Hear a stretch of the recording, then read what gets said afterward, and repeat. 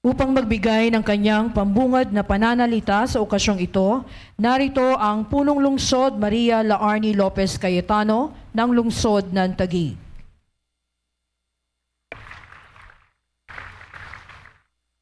Pangulo ng Republika ng Pilipinas, Rodrigo Roa Duterte. Pangalawang Pangulo, Maria Leonor Robredo. Kalihim Delphine Lorenzana ng Tanggulang Pambansa. Tagapangulo Maria Serena Diokno ng Pambansang Komisyong Pangkasanayan ng Pilipinas. Salvador Medialdea, Kalihim, Tagaganap. General Ricardo Visaya, Puno ng Kalipunan, Sandatahang Lakas ng Pilipinas. Mga lingkod bayan, miyembro ng Diplomatic Corps, mga kababayan, isang maganda at mapagpalang umaga po sa inyong lahat.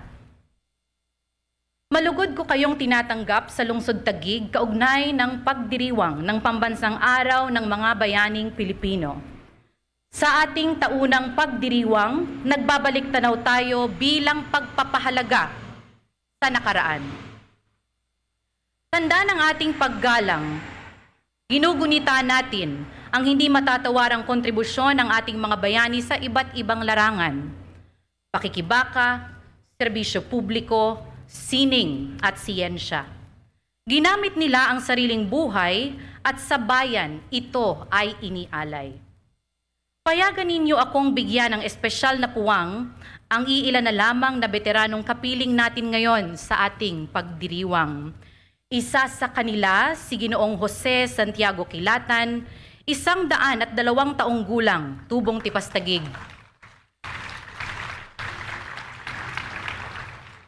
Isa siyang sundalong nakibaka noong ikalawang digmaang pangdaigdig. Kasama siya at ang mga katulad niya na binibigyang pasalamat at pagkilala sa araw na ito. Salamat po sa katapangan na inyong inialay alang-alang sa kalayaan ni Inang Bayan. Ang ating pong selebrasyon ay may temang bawat Pilipino, bayaning, katuwang sa pagbabago. Malinaw na hindi lamang ikaw, siya, o ako, kundi lahat tayo ay hinihimok na makiisa para sa positibong pagbabago. Tanga ng inspirasyon na hatid ng mga bayani ng kasaysayan, halina kayo at gamitin ang sarili nating kakayahan. Ano man kasi ang estado o katayuan mo sa lipunan, kaya mong kumilos para sa kapwa at sa bayan.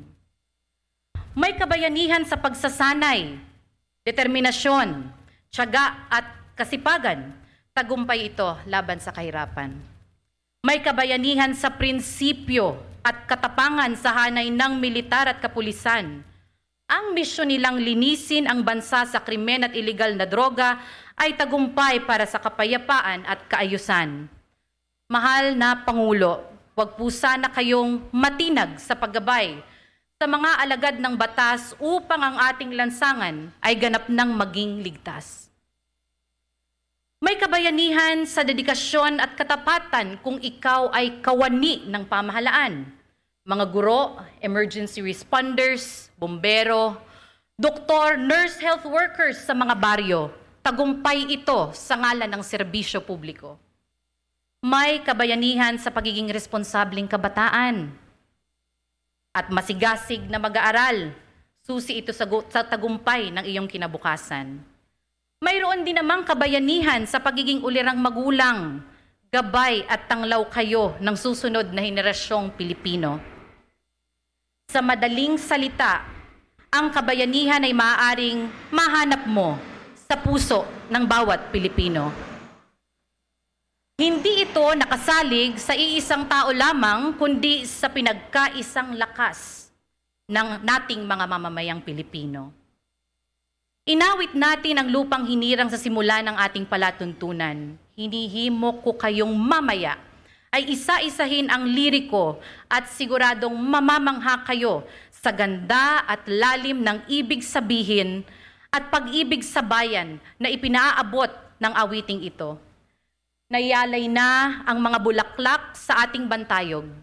Naway mas matingkad pa sa mga bulaklak na ating inialay ang buuin nating pangarap para sa kinabukasan ng bayang ito. Higit na malakas pa sana sa 21 putok ng baril para sa pagpupugay na narinig natin kanina, ang sigaw na iparinig natin sa lahat ng Pilipino at sa buong mundo. Ito na ang ating panahon.